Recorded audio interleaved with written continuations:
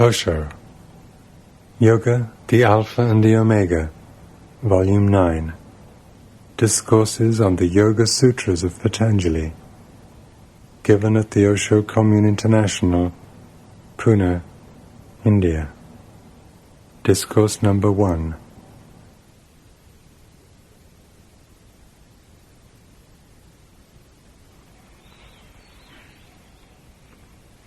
बहिरकल्पिता वृत्तिः महाविदेहा तत् प्रकाशावरणाक्षय स्थूलस्वरूप सूक्ष्म अन्वयार्थत्व संयमात् भूतजय ततआणिमादि प्रादुर्भाव काय संपत् तद्धर्मान् विघातश्च रूपलावण्य बल वज्र संवनन् त्वानि काय संपत्. Bhagwaan, the power of contacting the state of consciousness which is outside the mental body and therefore inconceivable is called Mahavidya. Through this power the covering of the light is destroyed. Performing Sanyama on the gross, constant, subtle, all-pervading and functional state brings mastery over the Panchabhutas, the 5 elements. From this follows the attainment of anima, etc., perfection of the body, and the removal of the element's power to obstruct the body. Beauty, grace, strength, and adamantine hardness constitute the perfect body.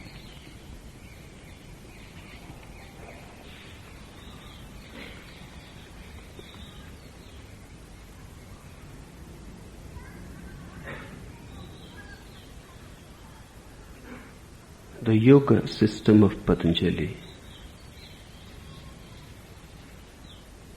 is not a philosophical system. It is empirical. It is a tool to work with. But still it has a philosophy. That too is just to give an intellectual understanding where you are moving, what you are seeking. But the philosophy is arbitrary, utilitarian, just to give a comprehensive picture of the territory you are going to discover. But the philosophy has to be understood. The first thing about the philosophy of Patanjali, he divides human personality into 5 seats, 5 bodies. He says you don't have one body, you have layers upon layers of bodies. And there are 5. The first body he calls Annamaya Kosa, the food body, the earth body, which is made of earth and is constantly to be nourished by food. Food comes from earth. If you stop taking food, your Annamaya Kosa will wither away. So one has to be very alert what one is eating, because that makes you. And it will affect you in millions of ways. Because sooner or later your food is not just food. It becomes blood, your bones, your very marrow. It circulates in your being and goes on affecting you. So the purity of food creates a pure annamaya kosa, the pure food body. And if the first body is pure, light, not heavy, then it is easy to enter into the second body. Otherwise it will be difficult. You will be loaded. Have you watched when you have eaten too much and heavy foods? Immediately you start feeling a sort of sleep, a sort of lethargy. You would like to go to sleep. Awareness immediately starts disappearing. When the first body is loaded, it is difficult to create great awareness. Hence, fasting became so much important in all the religions. But fasting is a science, and one should not fool around with it. Just the other night, one sannyasin came and she told me that she has been fasting and now her whole body, her whole being is disturbed, tremendously disturbed. Now the stomach is not functioning well. And when the stomach is not functioning well, everything is weakened. The vitality is lost. And you cannot be alive. You become more and more insensitive and dead. But fasting is important. It should be done very carefully. One should understand the functioning of the annamaya kosa only then. And it should be done under proper guidance. One who has moved through all the phases of his annamaya kosa, not only that, one who has gone beyond it and who can look at the annamaya kosa as a witness. Otherwise, fasting can be dangerous. Then, just a right amount of food and right quality of food has to be practiced. Fasting is not needed. But this is important because this is your first body, and more or less people cling to their first body, they never move to the second. Millions of people are not even aware that they have a second body, a deeper body, hidden behind the first sheath. The first covering is very gross. The second body, Patanjali calls pranamaya kosa, energy body, electric body. The second consists of electric fields. That's what is acupuncture is all about. This second body is more subtle than the first. And people who start moving from the first body to the second become fields of energy, tremendously attractive, magnetic, hypnotic. If you go near them, you will feel vitalized, charged. If you go near a man who lives only in his food body, you will be depleted. He will suck you. Many times you come across people and you feel that they suck you. After they have left, you feel depleted, dissipated, as if somebody has exploited your energy. The first body is a sucker.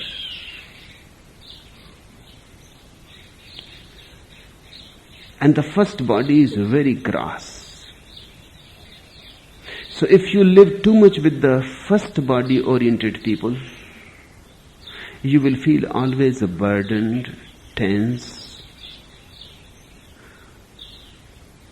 bored, sleepy, with no energy, always at the point of the lowest rung of your energy. And you will not have any amount of energy which can be used for higher growth. This type, the first type, the body annamaya kosa oriented person, lives for food. He eats and eats and eats, and that's his whole life. He remains, in a way, childish. The first thing that the child does in the world is to suck air and then to suck milk. The first thing the child has to do in the world is to help the food body. And if a person remains food addicted, he remains childish. His growth suffers. The second body, pranamaya kosa, gives you a new freedom. It gives you more space. The second body is bigger than the first. It is not confined to your physical body. It is inside the physical body and it is outside the physical body. It surrounds you like a subtle climate, a aura of energy. Now, in Savitarasa they have discovered that photographs can be taken of the energy body. They call it bioplasma, but it exactly means prana. The energy, elan vital, are what Taoists call chi. It can be photographed now. Now it has become almost scientific. And one very great discovery has been done in Savitarasa, and that is, before your physical body suffers some illness, the energy body suffers it. 6 months before, then it happens to the physical body. If you are going to have tuberculosis or cancer or any illness, before 6 months, your energy body starts showing indications of it. No examination, no testing of the physical body shows anything, but the electric body starts showing it. First it appears in the pranamaya kosa, then it enters into the annamaya kosa. So now they say that it has become possible to treat a person before he has fallen ill. Once it becomes so, then there is no need for humanity to fall ill. Before you will become aware that you are ill, your photographs by Kirlian methods will show that some illness is going to happen to your physical body. It can be prevented in the pranamaya kosa. That's why yoga insists too much on the purity of breathing, because the pranamaya kosa is made of a subtle energy that travels with the breathing inside you. If you breathe rightly, your pranamaya kosa remains healthy and whole and alive. Such a person never feels tired. Such a person is always available to do anything. Such a person is always responsive, always ready to respond to the moment, ready to take the challenge. He is always ready. You will never find him unprepared for any moment. Not that he plans for the future, no. But he has so much energy that whatsoever happens, he is ready to respond. He has overflowing energy. Tai Chi works on pranamaya kosa. Pranayam works on pranamaya kosa. And if you know just how to breathe naturally, you will grow into your second body. And the second body is stronger than the first. And second body lives longer than the first. When somebody dies, almost for 3 days, you can see his bioplasma. Sometimes that is mistaken for his ghost. The bioplasma, the physical body dies, but the energy body continues to move. And those who have experimented deep about death, they say that for 3 days it is very difficult for the person who has died to believe that he has died, because the same form and more vital than ever, more healthy than ever, more beautiful than ever surrounds him. It depends how big a bioplasma you have.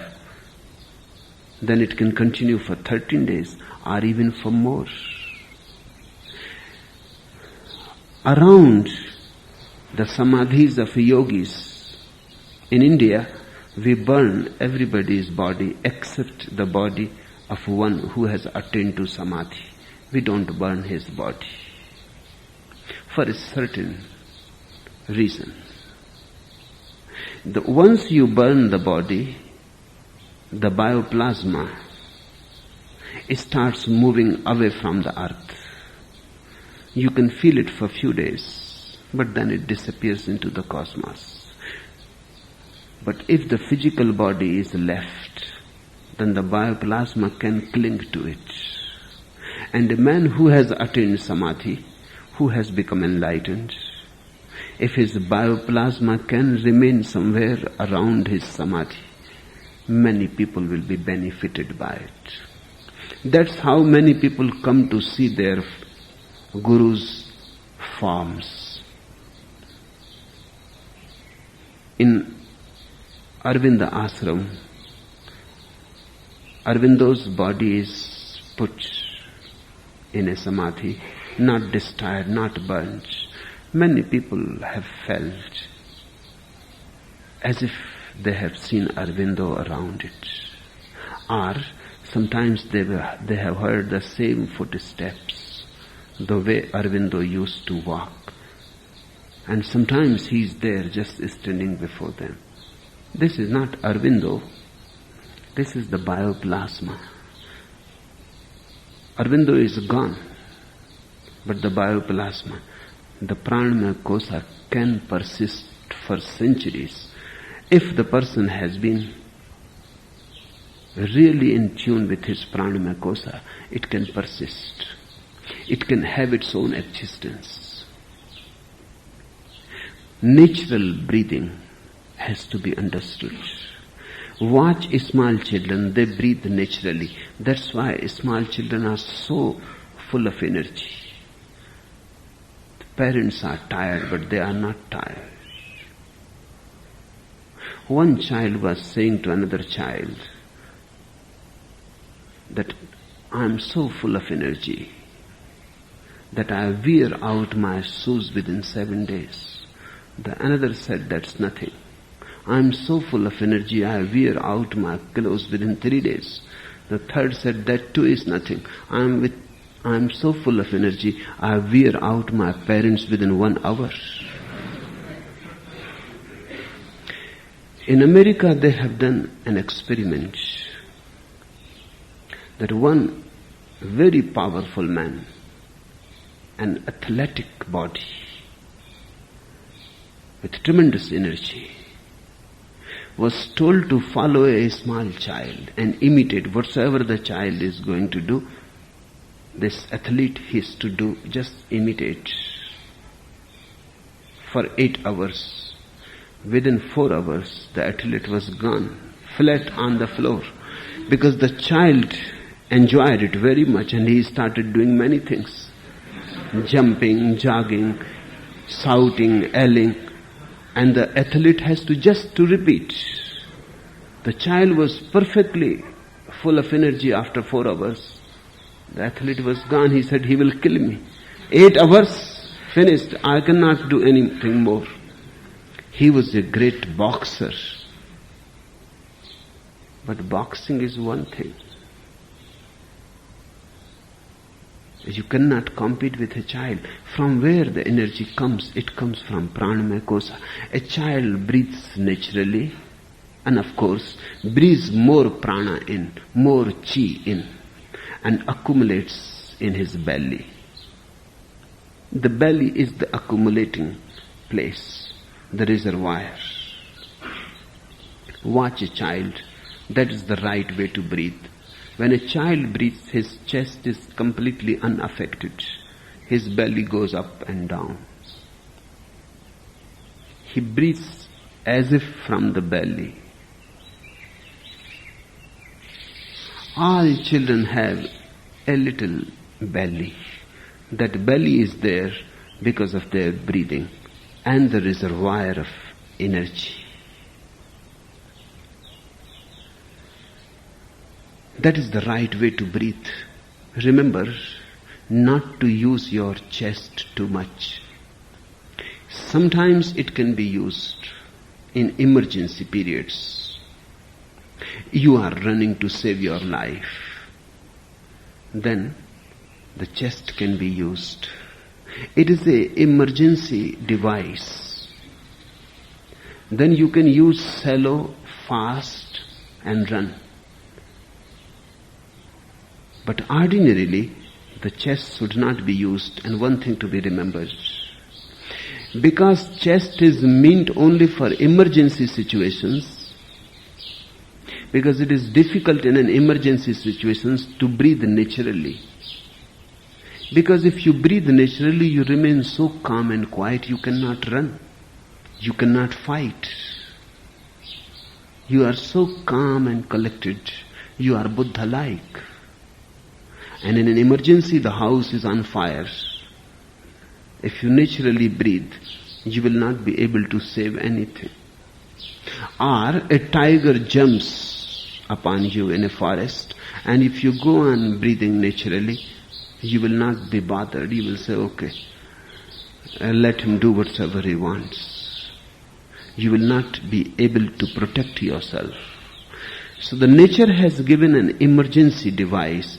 The chest is emergency device. When a tiger attacks you, you have to drop natural breathing and you have to breathe by chest. Then you will have more capacity to run, to fight, to burn fast. And in an emergency situation, there are only 2 alternatives, fight or flight. Both need a very shallow but intense energy. Shallow but very disturbed, tense state. Now, if you continuously breathe from the chest, you will have tensions in your mind. If you continuously breathe from the chest, you will always be afraid. Because the chest breathing is meant only in fearful situations. And if you have made it a habit, then you will be continuously afraid, tense, always on the flight.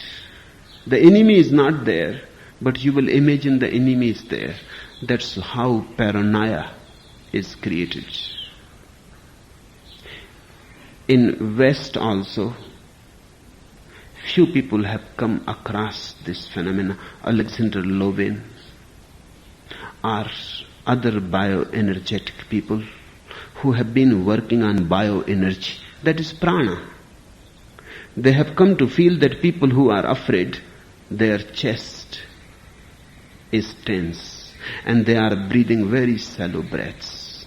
If their breathing can be made deeper to go and touch the belly, the hara center, then their fear disappears. If their musculature can be relaxed as it is done in Rolfing, Ida Rolf has invented one of the most beautiful methods to change the inner structure of the body. Because if you have breathing wrongly for many years, you have developed a musculature, and that musculature will be in the way and will not allow you to rightly breathe or deeply breathe. And even if you remember for a few seconds, you will breathe deeply again. When you are engaged in your works, you will start breathing shallow chest breathings. The musculature has to be changed. Once the musculature is changed, the fear disappears and the tension disappears. Rolfing is tremendously helpful. But the working is on pranamaya course, the second bioplasma body, bioenergy body, chi body, or whatsoever you want to call it. Watch a child, and that is the natural breathing, and breathe that way. Let your belly come up when you inhale, and let your belly go down when you exhale. And let it be in such a rhythm. It becomes almost a song in your energy, a dance. With rhythm, with harmony, and you will feel so relaxed, so alive, so vital, that you cannot imagine that such vitality is possible.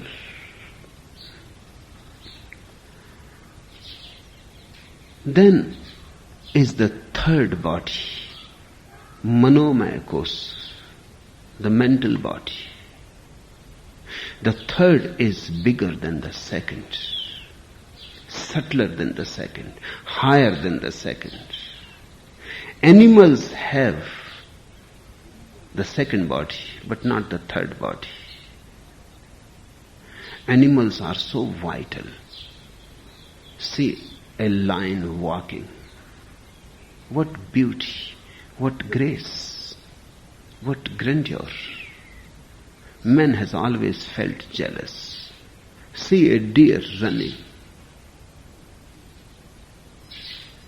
What weightlessness, what energy, what great energy phenomenon. Man has always felt jealous. But man's energy is moving higher. The third body is manomaya kosa, mental body. This is bigger, more spacious than the second. And if you don't grow it, you will remain almost just a possibility of man, but not a real man.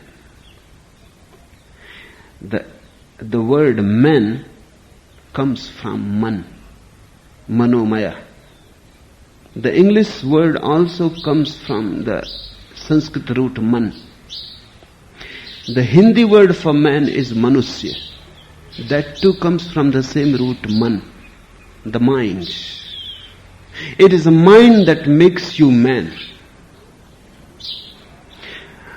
But more or less you don't have it. What you have in its place is just a conditioned mechanism. You live by imitation, then you don't have a mind. When you start living on your own, it's spontaneous. When you start answering your life problems on your own, when you become responsible, you start growing in manomaya kosa. Then the mind body grows. Ordinarily, if you are a Hindu or a Mohammedan or a Christian, you have borrowed mind. It is not your mind. Maybe Christ attained to a great explosion of Manomaya course. And then people have been simply repeating it. That repetition will not become a growth in you. That repetition will be a hindrance. Don't repeat. Rather try to understand. Become more and more alive, authentic, responsive.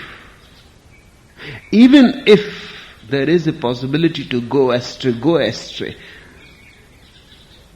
Because there is no way to grow if you are so much afraid of committing errors. Errors are good. Mistakes have to be committed. Never commit the same mistake again. But never be afraid of committing mistakes. People who become so much afraid of committing mistakes never grow. They go on sitting in their place, afraid to move. They are not alive. The mind grows when you face, encounter situations on your own. You bring your own energy to solve them. Don't go asking for advices forever. Take the reins of your life in your own hands. That's what I mean when I say do your thing. You will be in trouble. It is safer to follow others. It is convenient to follow the society, to follow the routine, the tradition, the scripture. It is very easy because everybody is following. You have just to become a dead part of the herd. You have just to move with the crowd wherever it is going. It is none of your responsibility. But your mental body, your manomaya course will suffer tremendously, terribly. It will not grow. You will not have your own mind. And you will miss something very, very beautiful and something which functions as a bridge for higher growth. So always remember, whatsoever I say to you, you can take it in two ways. You can simply take it on my authority. Bhagwaan says so. It must be true. And then you will suffer. Then you will not grow. Whatsoever I say, listen to it. Try to understand it. Implement it in your life. See how it works. And then come to your own conclusions. They may be the same. They may not be. They can never be exactly the same. Because you have a different personality, a unique being. Whatsoever I am saying is my own. It is bound to be in deep ways rooted in me. You may come to similar conclusions, but they cannot be exactly the same. So my conclusions should not be made your conclusions. You should try to understand me. You should try to learn, but you should not collect knowledge from me. You should not collect conclusions from me. Then your mind, body will grow. But people take shortcuts. They say, if you have known, finished. What is the need for us to try and experiment? We will believe in you. A believer has no manomaya course. He has a false manomaya course, which has not come out of his own being, but has been forced from without.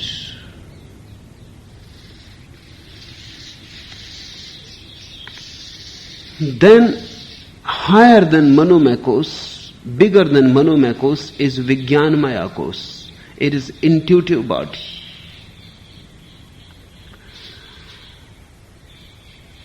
It is very, very spacious. Now there is no reason in it. it goes beyond reason, has become very, very subtle. It is an intuitive grasp. It is seeing directly into the nature of things. It is not trying to think about it.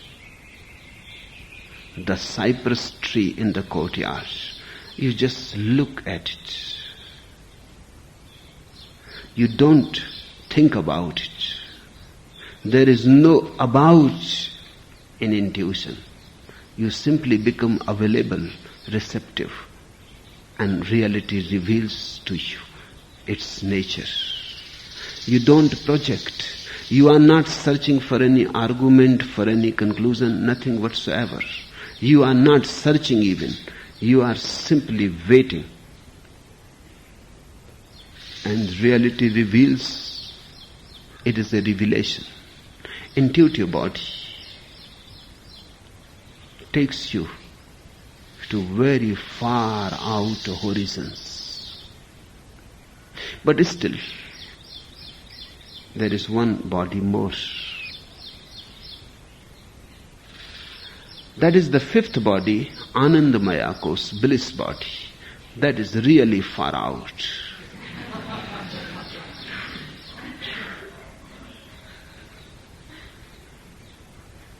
It is made of pure bliss.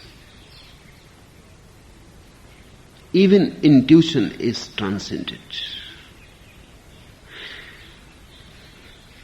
These 5 seats are just seats, remember. Beyond these 5 is your reality. These are just seats surrounding you. The first is very grass. You are almost confined in a 6 feet body. The second is bigger than it. The third is still bigger. The fourth is still bigger. The fifth is very big.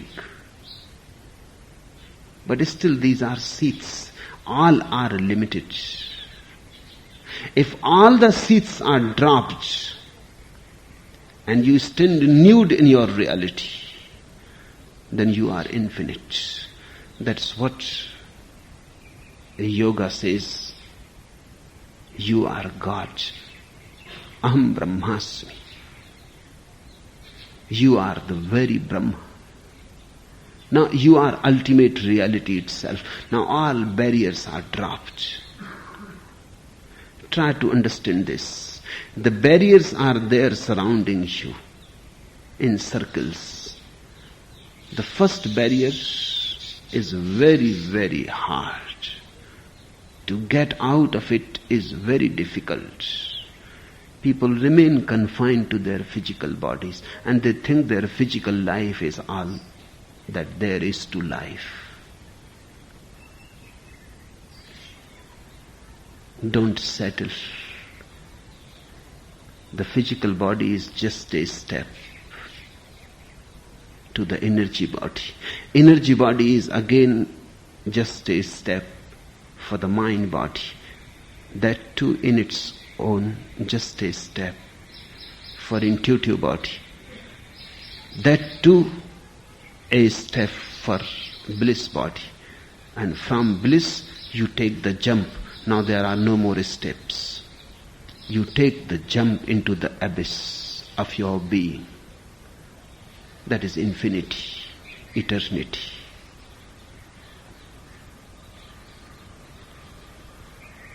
These are 5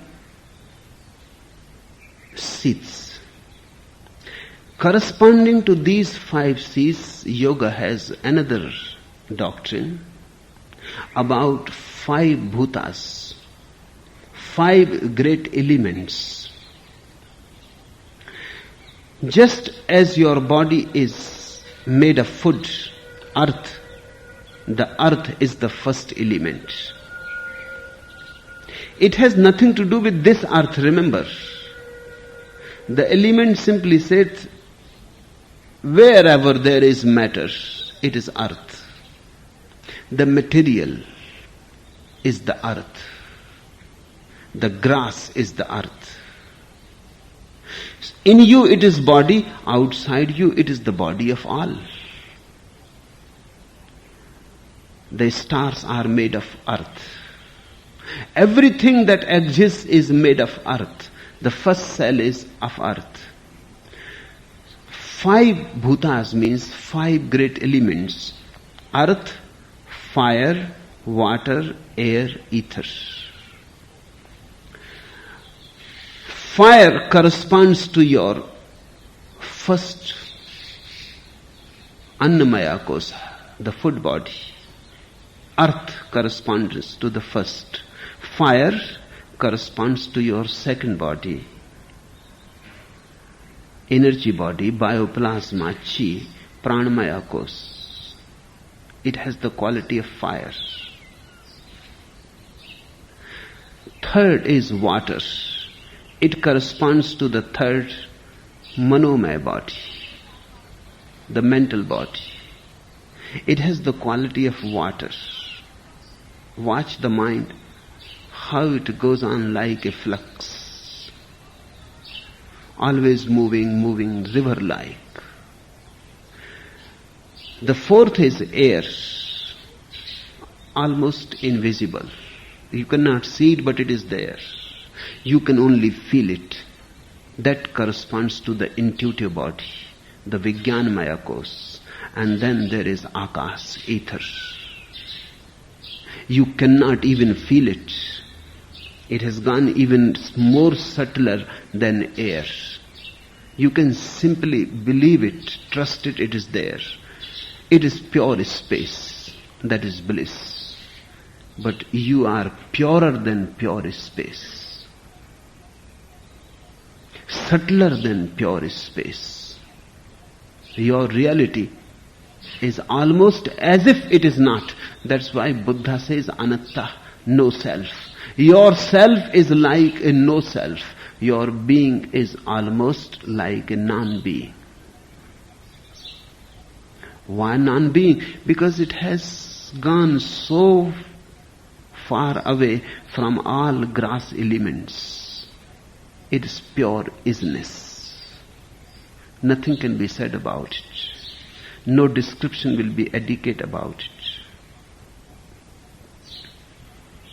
These are 5 bhutas, 5 great elements corresponding to 5 kosas, bodies within you. Then, the third doctrine, I would like you to understand all these because they will be helpful to understand the sutras that we will be discussing now. Then there are 7 chakras. The word chakra does not really mean center. The word center cannot explain it or describe it or translate it rightly, because when we say the center, it seems something static, and chakra means something dynamic. The word chakra means the wheel, the moving wheel. So chakra is a dynamic center in your being, almost like a whirlpool, whirlwind, the center of the cyclone. It is dynamic. It creates an energy field around it. 7 chakras. The first is a bridge and the last is also a bridge. The remaining 5 correspond to 5 mahabhutas, the great elements, and the 5 seats. Sex is a bridge. Bridge between you and the grossest. The prakriti, the nature. Sahasrara, the 7th chakra, is also a bridge. Bridge between you and the abyss, the ultimate. These 2 are bridges. The remaining 5 centers correspond to 5 elements and 5 bodies.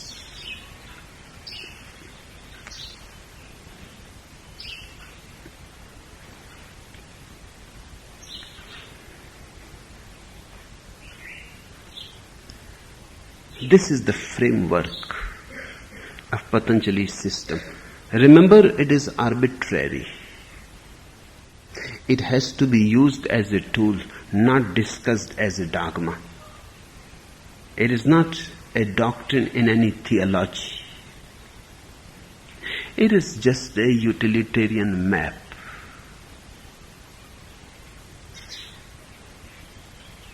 You go to some territory, to some strange country, unknown, and you take a map with you.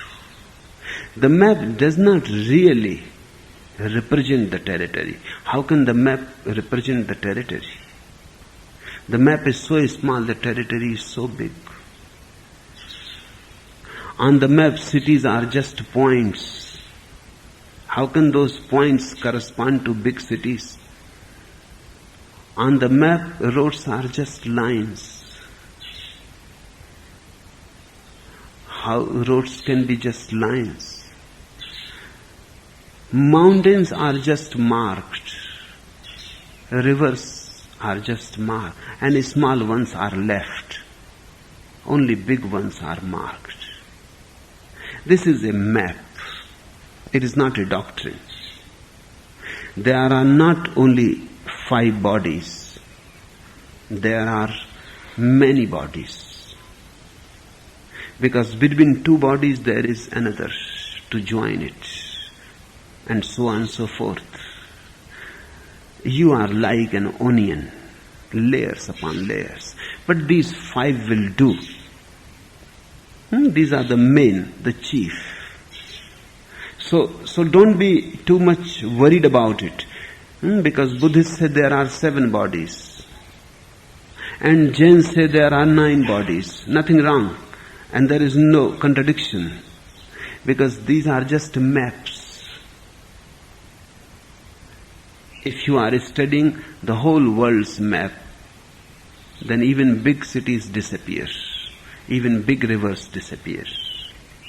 If you are studying a map of a nation, then many new things appear which were not in the world map. And if you are studying the map of a province, then many more things appear.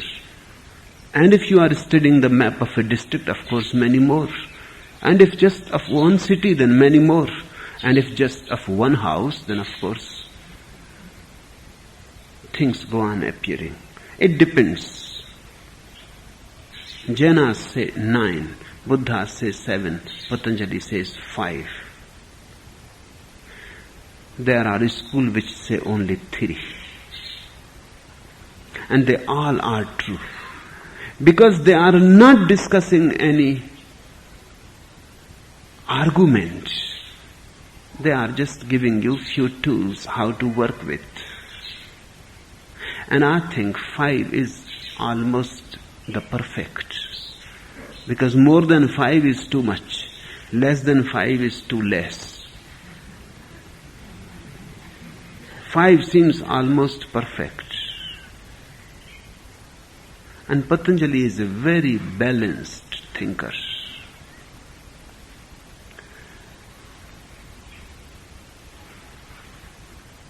Now, few things about these chakras.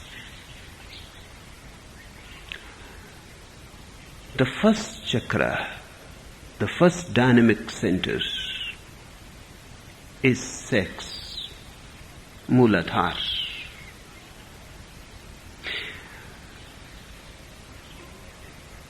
It joins you with nature.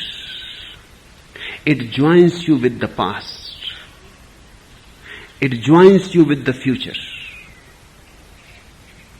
You were born out of 2 persons' sexual play. Your parents' sexual play became the cause of your birth. You are related to your parents through the sex center. and to your parents' parents and so on and so forth. To the whole past you are related. Through sex center, the thread runs through the sex center. And if you give birth to some child, you will be related to the future. Jesus insists many times in a very rude way that if you don't hate your mother and your father, you cannot come and follow me. It looks almost harsh, almost unbelievable that a man like Jesus, why he should use such hard words? And he is compassion incarnate, and he is love. Why he says, hate your mother, hate your father if you want to follow me? The meaning is, drop out of the sexual context. What he is saying symbolically is, go beyond the sex center. Then immediately you are no more related with the past, no more related with the future. It is sex that makes you part of time. Once you go beyond sex, you become part of eternity, not of time. Then suddenly only the present exists. You are the present, but if you look yourself through the sex center, you are the past also. Because your eyes will have the color of your mother and your father, and your body will have atoms and cells from millions of generations. Your whole structure, biostructure, is part of a long continuum. You are part of a big chain. And in India they say, your debt for your parents cannot be fulfilled unless you give birth to children. If you want that your debt should be fulfilled with the past, you have to create future. If you really want to repay back, there is no other way. Your mother loved you, your father loved you. What can you do now? They are gone.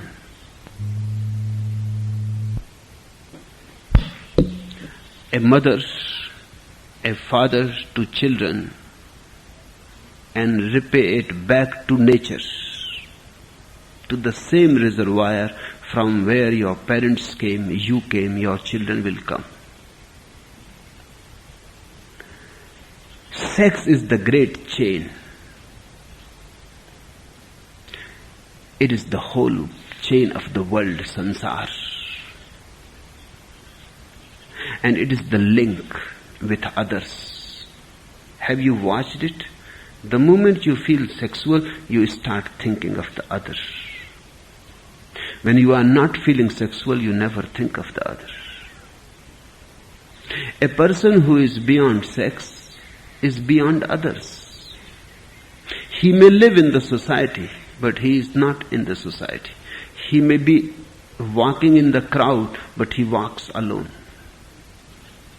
And a man who is sexual, he may be sitting on the top of Everest alone, but he will think of the other. He may be sent to the moon to meditate, but he will meditate about the others. Sex is the bridge with the others. Once sex disappears, the chain is broken.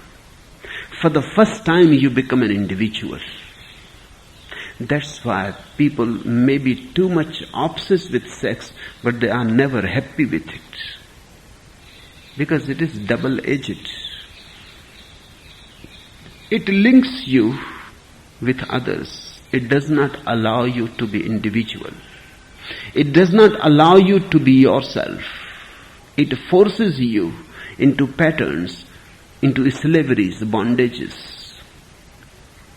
But if you don't know how to transcend it, that's the only way how to use your energy. It becomes a safety valve. People who live at the first center, Muladhara, live only for a very foolish reason. They go on creating energy and then they are too much burdened with it, then they go on throwing it. They eat, they work, They sleep, they do many things to create energy. Then they say what to do with it. It is very heavy. Then they throw it. Seems a very vicious circle. When they throw it, they again feel empty. They fill with new fuel, with new food, with new work. And again when the energy is there, they are feeling too full. They say, somewhere it has to be released. And sex becomes just a release. A vicious circle of accumulating energy, throwing energy, accumulating energy, throwing energy. It looks almost absurd. Unless you know that there are higher centers within you which can take that energy, use it in a creative way, you will remain confined to the sexual vicious circle. That's why all the religions insist on some sort of sexual control. It can become repressive, it can become dangerous. If new centers are not opening and you go on damning energy, condemning, forcing, repressing, then you are on a volcano. Any day you will explode. You will become neurotic. You are going to be mad. Then it is better to relieve it. But there are centers which can absorb the energy, and greater being and greater possibilities can be revealed to you. Remember, we have been talking in the past few days that the second center near the sex center is Hara, the center of death. That's why people are afraid to move beyond sex. Because the moment the energy moves beyond sex, it touches the Hara center and one becomes afraid. That's why people are even afraid to move deep in love.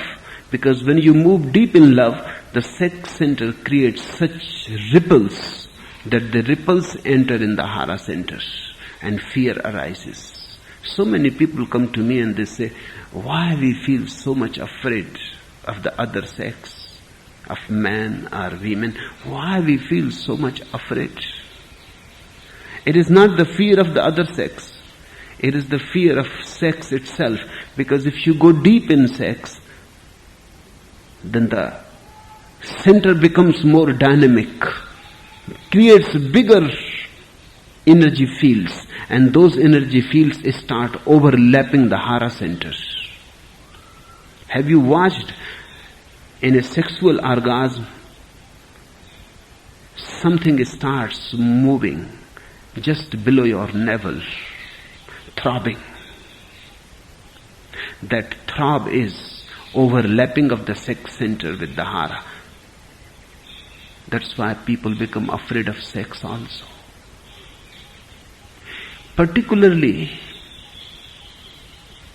people become afraid of deep intimacy, of orgasm itself. But that second center has to be entered, penetrated, opened.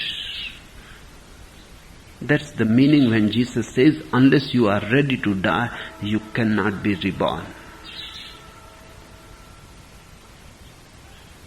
Just 2-3 days before, on the Easter, somebody has asked a question that today is Easter. Bhagwaan, have you something to say? I have only one thing to say, that each day is Easter, because Easter is the day of Jesus' resurrection. His crucifixion and resurrection, his death and his being reborn. Each day is a Easter.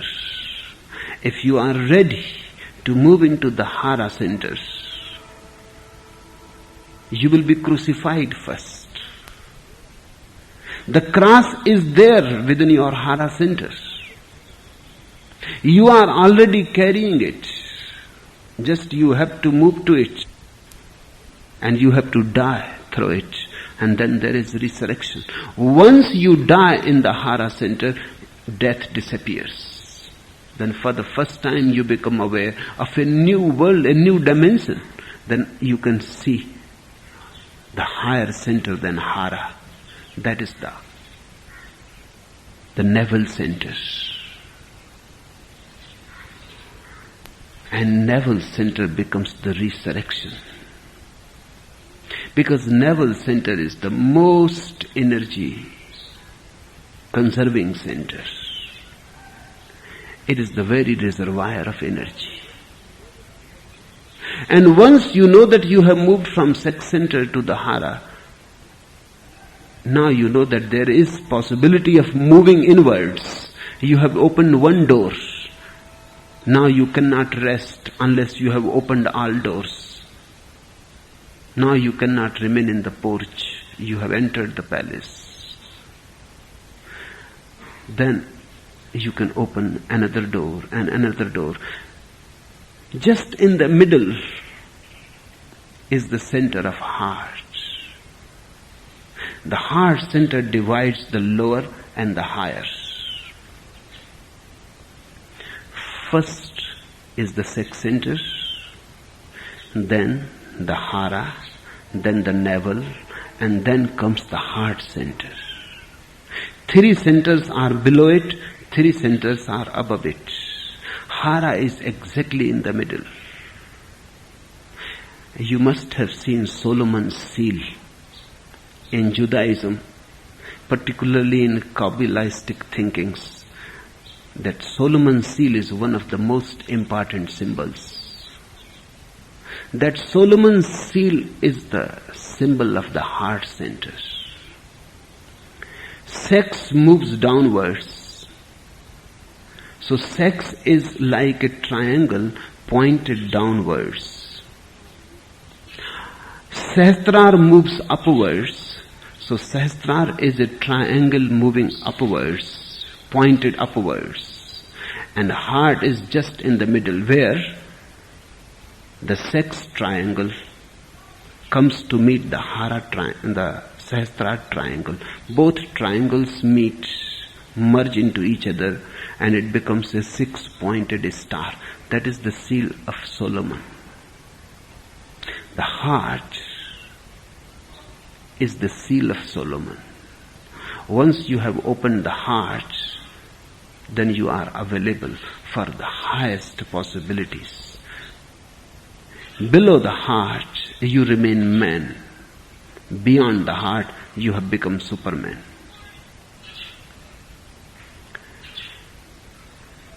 After the heart center, there is the throat center. Then there is the third eye center, and then Sahasrara. Heart is feeling love. Heart is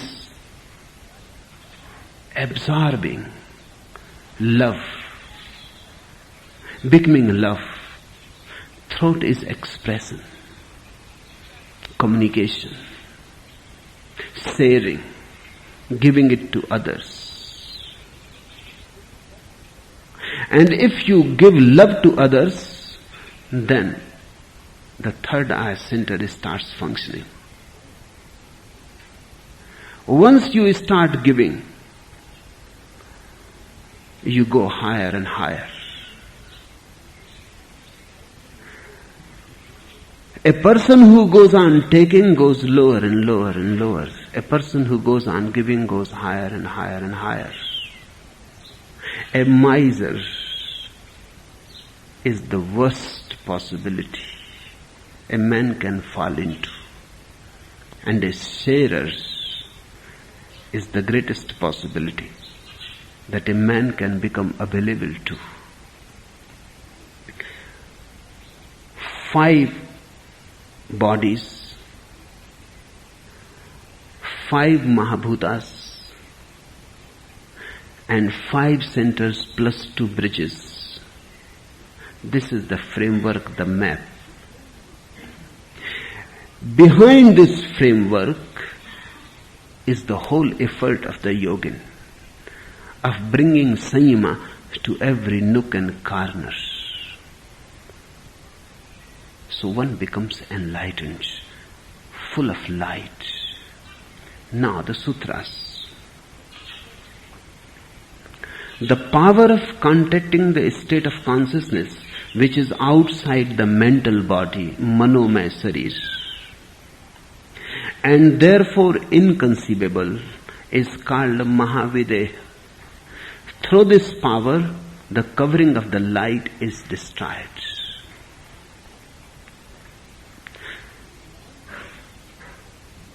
Once you are beyond the mind body,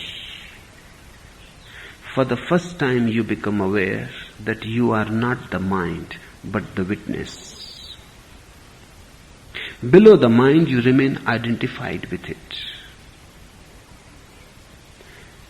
Once you know that thoughts, mental images, ideas, they are just objects, floating clouds in your consciousness, you are separate from them.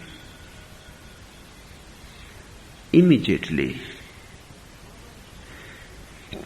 the power of contacting the state of consciousness which is outside the mental body and therefore inconceivable is called Mahavideh. You become beyond body. Mahavideha means one who is beyond body, one who is no more confined to any body, one who knows that he is not the body, grass or subtle, one who knows that he is infinite with no boundaries. Mahavideha means one who has come to feel that he has no boundaries, and all boundaries are confinements, imprisonments, and he can break them, drop them, and can become one with the infinite sky. This moment of realizing oneself as the infinite is the moment through this power the covering of the light is destroyed. Then the covering is dropped which has been hiding your light. You are like a light which is being hidden in covers and covers. By and by, one and one cover has to be taken away. More light will penetrate out of it. Manomaya course, the mental body, once dropped, you become meditation. You become a no mind. All our effort here is how to go beyond the manomaya course. How to become aware that I am not the thinking process.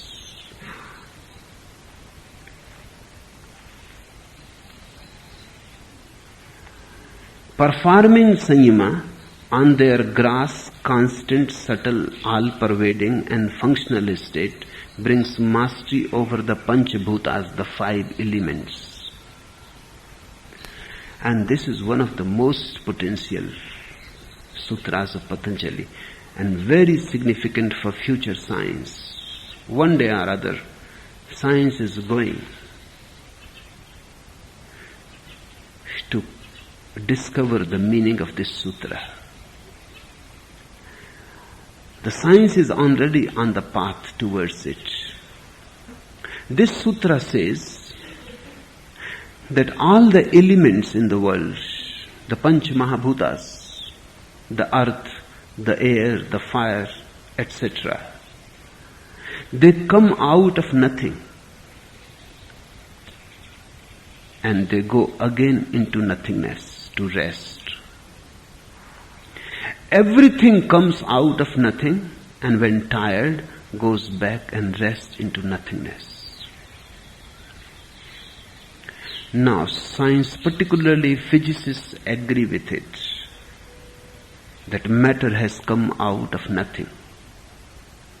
Deeper they have gone into matter, more they have discovered that there is nothing like material. Deeper they go, the matter becomes more and more elusive, and finally it slips out of their fingers. Nothing remains, just emptiness, just pure space. Out of pure space everything is born. Looks very illogical, but life is illogical. The whole modern science has become illogical. Because if you persist on your logic, you cannot move into reality. If you move into reality, you have to drop the logic.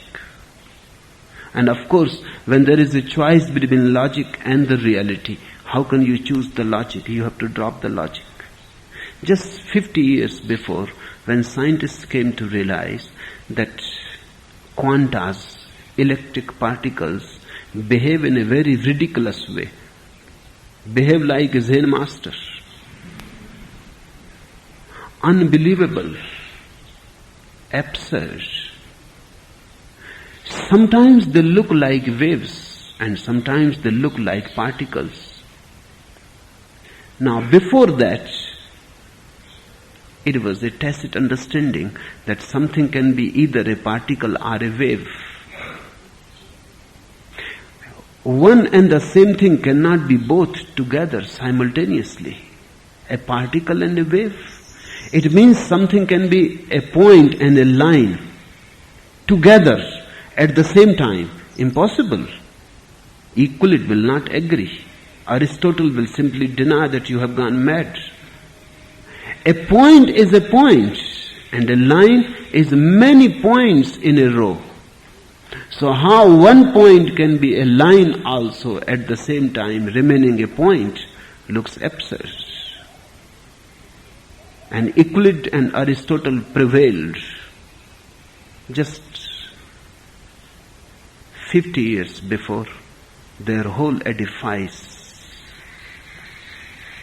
collapsed. Because scientists came to know that the quanta, the electric particle, behaves in both the way simultaneously. Logicians raised arguments and they said that is not possible. Physicists said, what can we do? It is not a question of possibility or impossibility, it is so. We cannot do anything. If the quanta is not going to follow Aristotle, what we can do? And if the quanta behaves in a non-Euclidean way and does not follow the geometry of Euclid, what can we do? Behaving that way. And we have to listen to the behavior of the real and the reality. This is one of the very critical moments in the history of human consciousness. Then it has always been believed that something can come only out of something. Simple and natural, obviously so. How something can come out of nothing? Then matter disappears. And the scientists had to conclude that everything is born out of nothing. And everything again disappears into nothing. Now they are talking about black holes. Black holes are holes of tremendous nothingness. I have to call it tremendous nothingness because that nothingness is not just absence. It is full of energy, but the energy is of nothingness. There is nothing to find, but there is energy. Now they say there exist black holes in existence. They are parallel to stars. Stars are positive, and parallel to each star there is a black hole. The star is, the black hole is not. And each star, when burnt, exhausted, becomes a black hole. And each black hole, when rested, becomes a star. Matter, no matter, go on changing. Matter becomes no matter becomes matter. Life becomes death, death becomes life. Love becomes hate, hate becomes love. polarities continuously change. This sutra says, performing Saima on their gross, constant, subtle, all-pervading and functional state brings mastery over the Panch-bhutas, the 5 elements. Patanjali is saying that if you have come to understand your true nature of witnessing, and then if you concentrate, you bring Saima on any matter, you can make it appear or disappear. You can help things to materialize because they come out of nothingness, and you can help things to dematerialize. Now that yet remains to be seen by physicists whether it is possible or not. It is happening that matter changes and becomes no matter changes becomes matter. They have come to feel many absurd things these 50 years.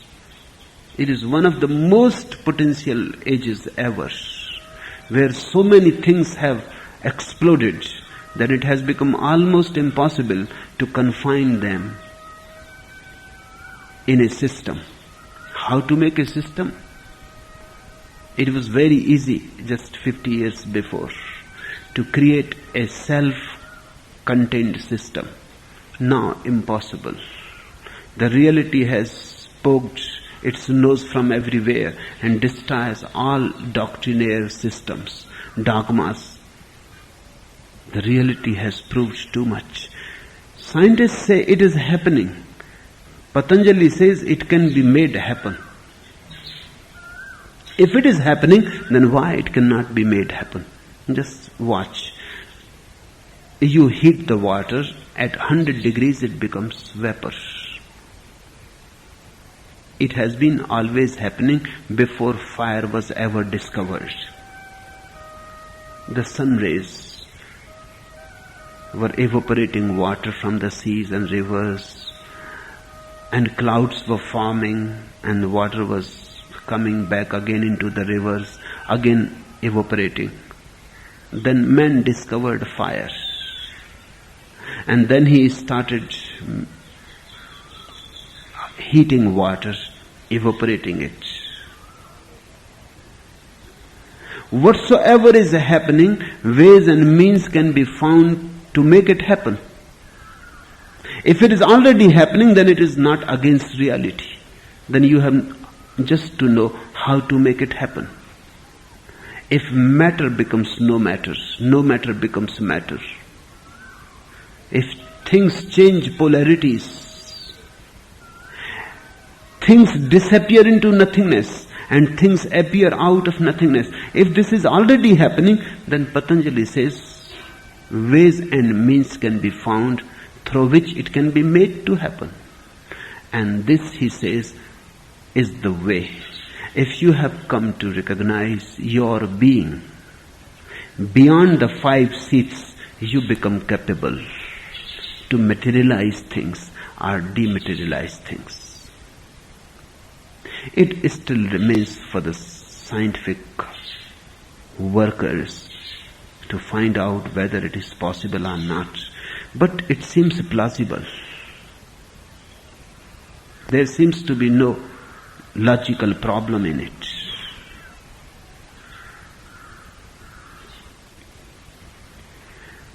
From this follows the attainment of anima, etc., perfection of the body, and the removal of the element's power to obstruct the body. And then comes the 8 siddhis, 8 powers of yogis. The first is anima, and then there is laghima and garima and etc. 8 powers of the yogis are that they can make their body disappear, or they can make their body so small that it becomes almost invisible, or they can make their body so big, as big as they want. It is under their control to make the body small, big, or disappear completely, or to appear in many places simultaneously. Looks impossible. But things that look impossible, by and by, become possible. It was impossible for men to fly. Nobody ever believed. The Wright brothers were thought to be mad, insane. When they first invented their first aeroplane, they were so afraid to tell people that if they come to know, they will be caught and hospitalized. The first flight was done completely unknown to anybody, just these two brothers. And they invented their first aeroplane hiding in a basement. So nobody comes to know what they are doing. And everybody had believed that they have gone completely mad. Who has ever flown? 60 seconds only. Their first air flight. Only of 60 seconds, but it tremendously changed the whole history, the whole humanity. It became possible. Nobody had ever thought that atom can be split. It was split. And now man can never be the same again. Many things have happened which were thought always to be impossible. We have reached to the moon. It was the symbol of impossibility. In all the languages of the world, there are expressions like that. Don't long for the moon. That means don't long for the impossible. Now we have to change those expressions. And in fact, once we have reached the moon, now nothing debars the path. Now everything has become available. It is only a question of time.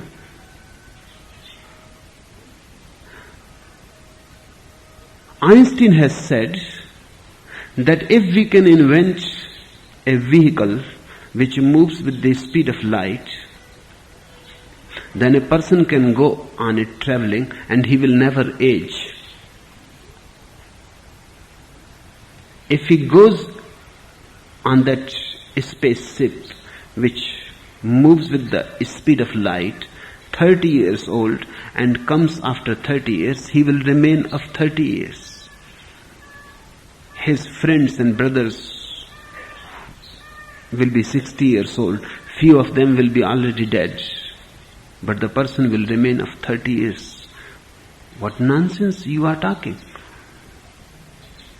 But Einstein says time and its effect disappears when one is moving with the speed of light. A man can go on infinite space travel and can come after 500 years. All people will be gone here. Nobody will recognize him, and he will not recognize anybody, but he will remain of the same age. You are aging because of the speed of the earth.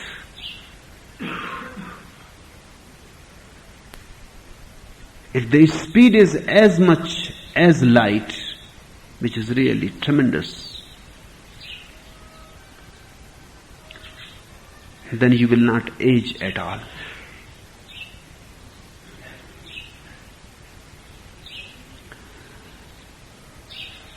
Patanjali says that if you have moved beyond all the 5 bodies, you have gone beyond all 5 elements. And now you are in a state from where you can control anything you wish. Just by the idea that you want to become small, you will become small.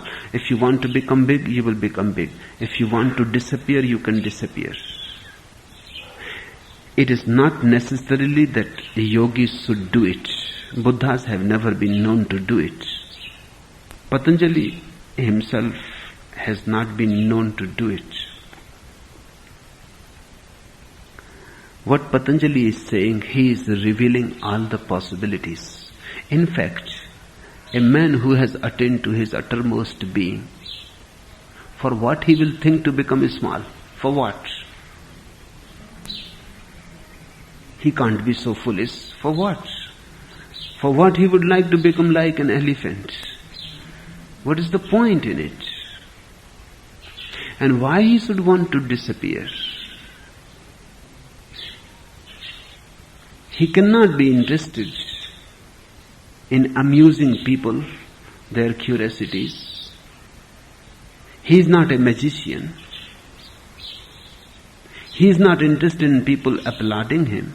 For what? In fact, the moment a person reaches to the highest peak of his being, all desires disappear. Siddhis appear when desires disappear. This is the dilemma. Powers come when you don't want to use them. In fact, they come only when the person has disappeared who always wanted to have them.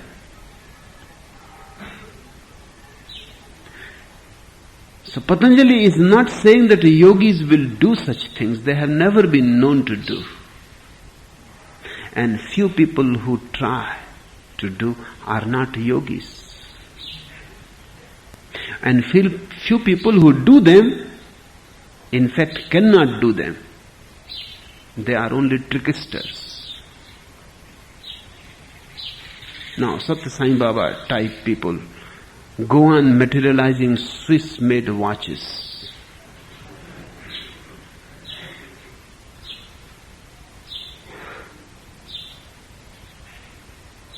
These are all tricks.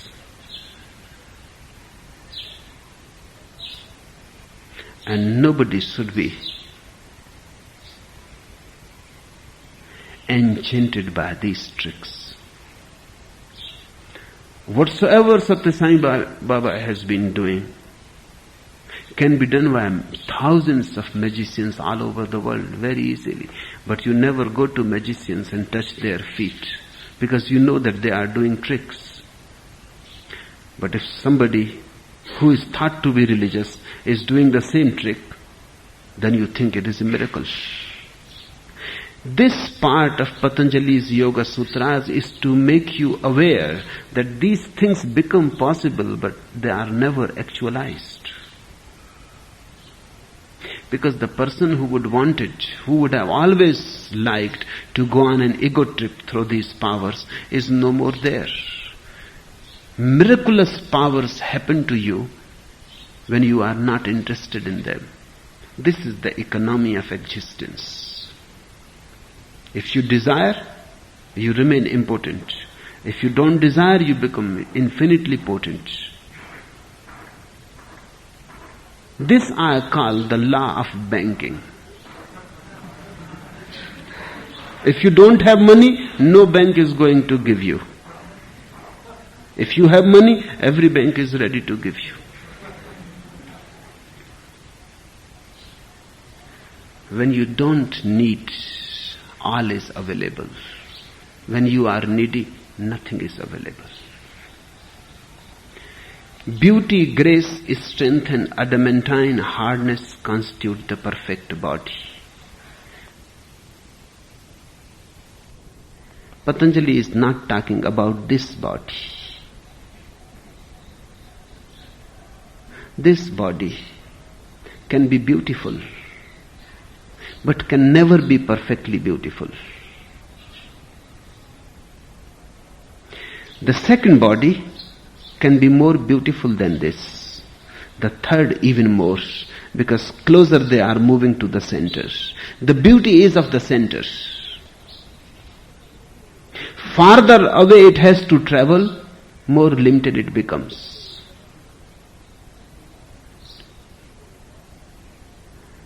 The fourth body is even more beautiful. The fifth is almost 99% perfect. But that which is your being, the real you, is beauty, grace strength and adamantine hardness. It is adamantine hardness and at the same time the softness of a lotus. It is beautiful but not fragile. It is strong. It is strong but not just hard. All opposites meet in it. As if a lotus flower is made of diamonds, or a diamond is made of lotus flowers. Because man and woman meet there and transcend. Because sun and moon meet there and transcend. The old term for yoga is hatha. This word hatha is very, very significant. Ha means sun, tha means moon. And hatha means the meeting of sun and moon. The union of sun and moon is yoga, unio mystica.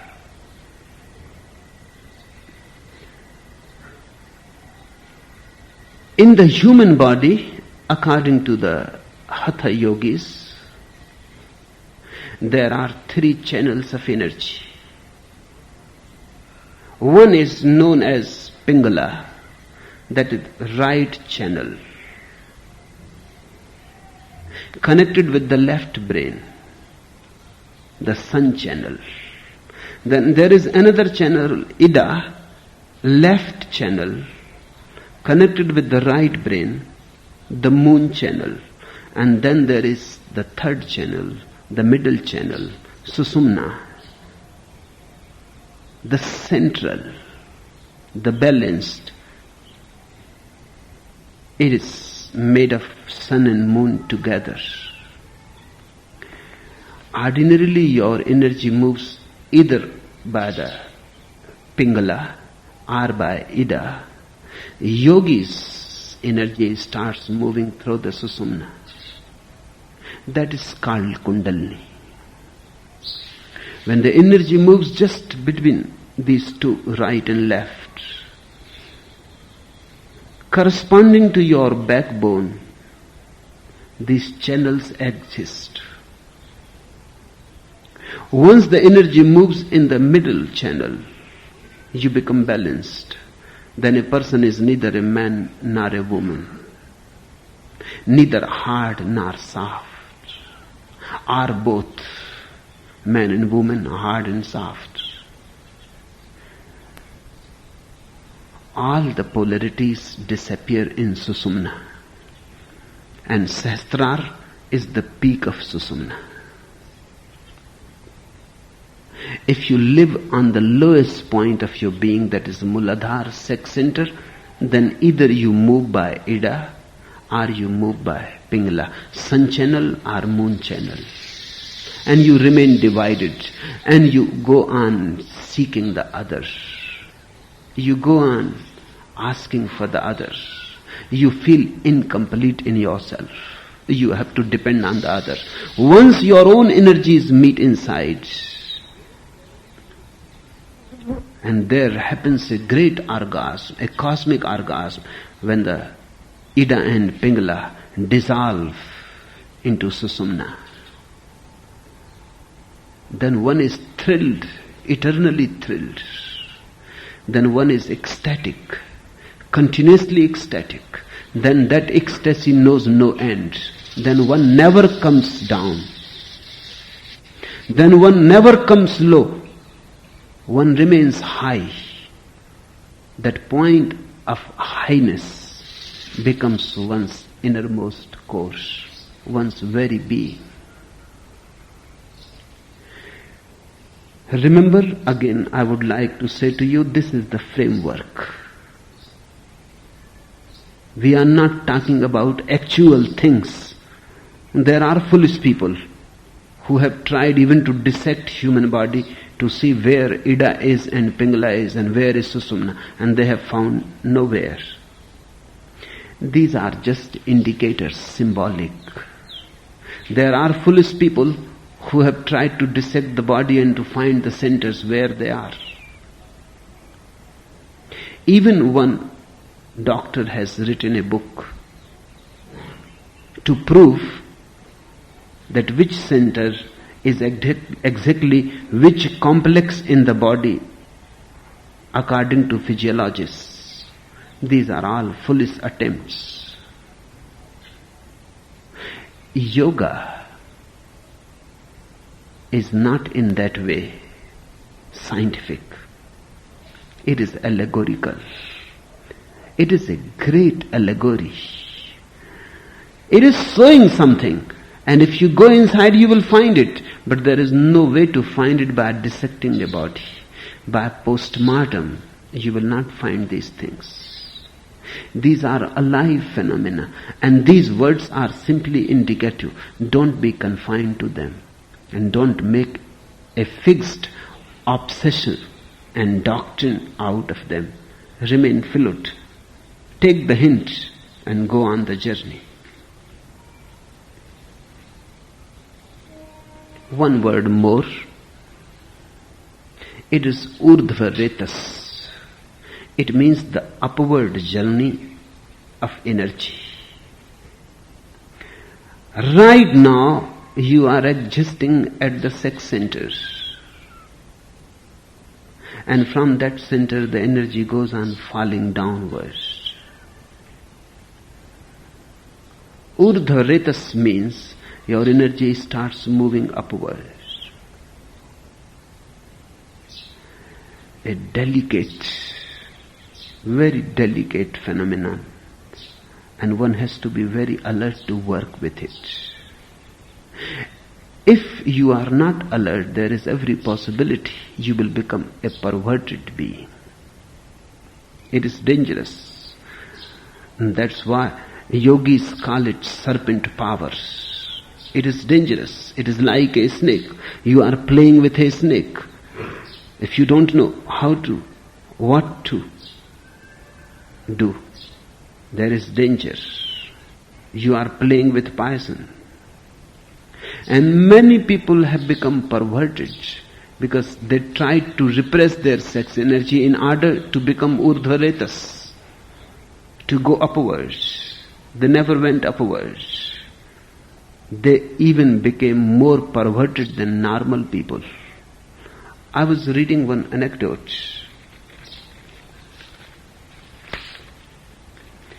Yes, said Abe to his friend Isi, I am afraid with my son it has turned out to be a great disappointment. You know how we struggled to give him an education what we never had. I sent him to the finest business in the country, and now what happens? He rolls up at my dress factory at 10 in the morning. At 11 o'clock he dawdles over tea. 12 o'clock he is off for lunch. He is not back till 2, and from 2 till 4 he fools around with the models. What a rubbish he has turned out to be. Abe, replied Izzy, what troubles you have got is nothing. Mine is 1,000 times worse. You know how we struggled to give my son an education that we never had? I sent him to the best business school in the country, and now what happens? He rolls up at my factory at 10 in the morning. At 11 o'clock he dawdles over tea. 12 o'clock he is off for lunch. He is not back till 2, and from 2 till 4 he fools round with the models. What a rubbish he has turned out. But Izzy, since when is that 1,000 times worse than me? It is the same story what you have told me. Abe, you forget one thing. I am in the men's clothing.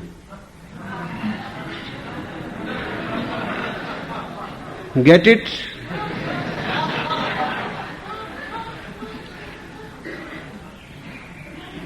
If you don't know what to do with sex energy and you start fooling with it, either your energy will become masturbatory or homosexual, or there are 1,001 other perversions, then it is better to leave it as it is. That's why a master is needed. One who knows where you are going, and what is going to happen next. One who can see your future, and one who can see the right channeling is happening or not. Otherwise, the whole world is in a mess of sexual perversion.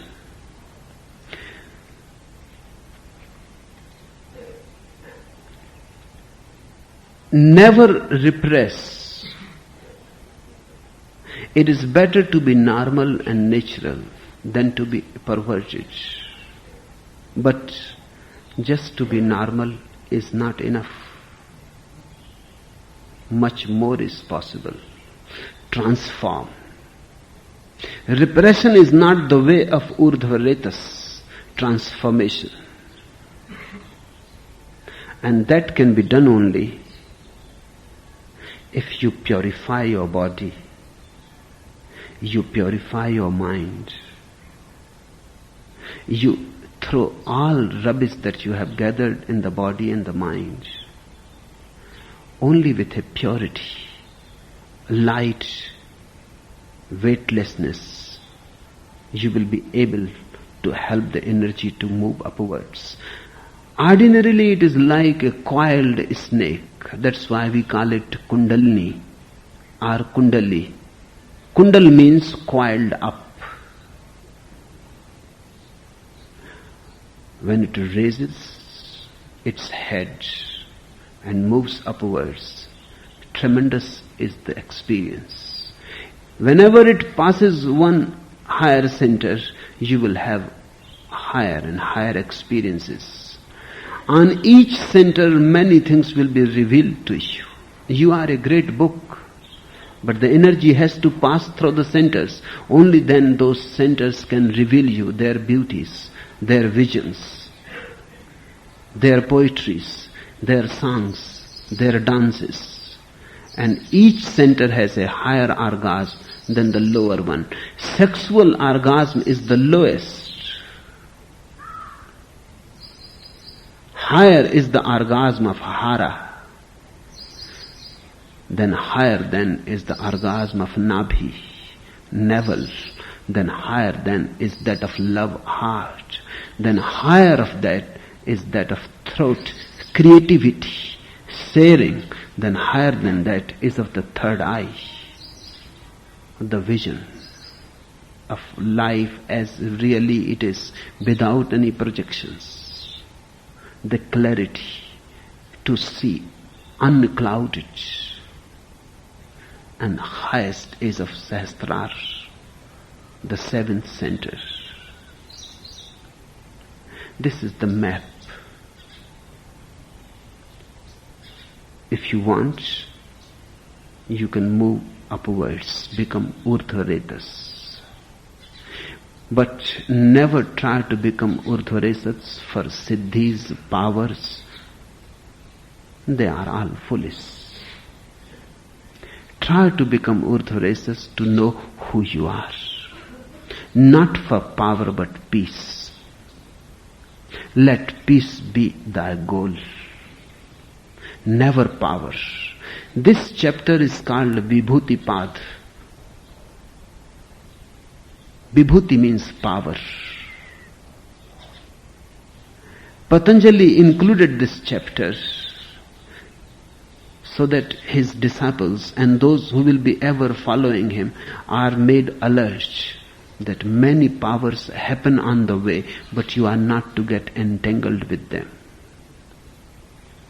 Once you become entangled with power, once you are on a power trip, you are in trouble. You will be tied down to that spot and your flight will be stopped. And one has to go on flying and flying till the very end, when the abyss opens and you are absorbed back into the cosmic soul. Let peace be thy goal. Enough for today.